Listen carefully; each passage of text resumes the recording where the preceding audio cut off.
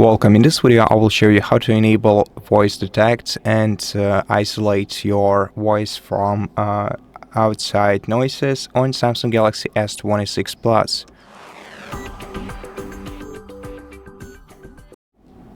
In order to enable this feature, during an active call, you're gonna have to swipe down the control center of your smartphone, and here you will see the microphone mode, and if you tap on this microphone mode, you can enable voice focus feature, which will isolate your voice from all the outside noises around you.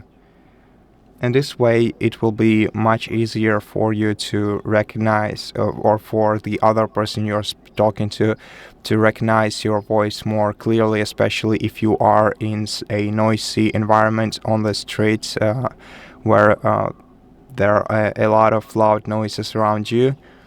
And that's basically how you do it. The feature will be enabled once you switch the microphone mode, so during the call that you're currently in. And that's how you enable this feature. So thank you so much for watching this video. If you liked it, please consider subscribing to our channel, leave us a like and a comment below, and I'll see you in the next one.